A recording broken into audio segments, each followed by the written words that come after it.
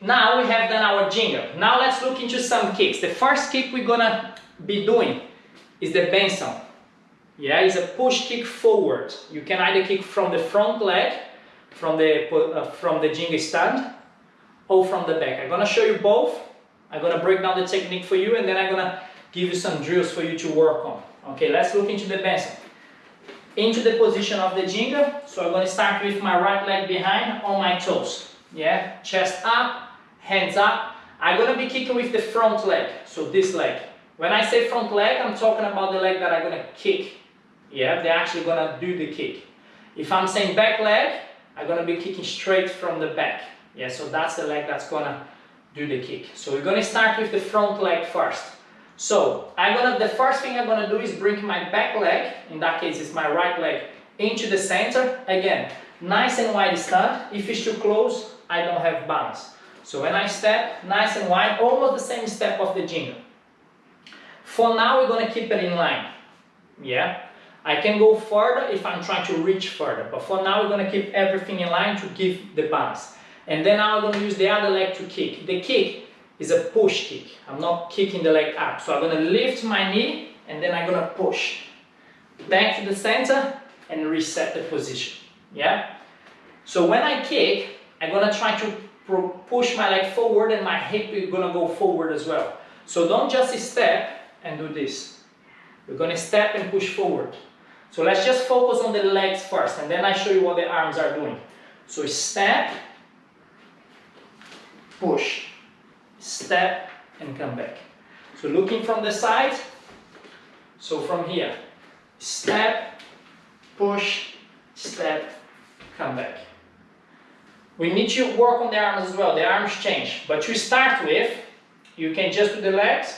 Once you get used to it, you can add the arms. Now let's look what the arms doing. When I step, I'm gonna change the arm to get my balance because I'm shifting the weight here. As I lift, I'm gonna change again. Change, change. So there is two change there. So 1, 2, 3, 4. Yeah, so 4 steps if you want to count it that way. So 1, 2, 3, 4. And every step I shifting the weight. So I'm shifting the weight here. So the weight is there. So now I can lift the leg up, change my hand, push, step, and then come back. Yeah. Okay, same principle, the only difference now, I'm kicking from the back. It's a faster kick, it's easier to connect that kick with the person that you're playing because it comes from the back. There is no much, it's easier to surprise someone. So let me show you from the side. Same position of the ginga, nothing changed. Now I'm gonna raise my knee from here before I kick my leg. Okay? The faster kick. So from here, I'm gonna bring my knee up. When I do that, I change my arm. Only once, push the leg and then back. Of course, at the beginning, just work on the steps. And then when we're kicking, when we're starting to count, we already know we're just gonna kick now. So let's go, 10 kicks from the back. So lift, 1, and back. Get your balance, and then kick again. 2, kick, and then reset. 3, reset. 4, 5. Nice. Let me show you from the front. 6, 7, 8, 9,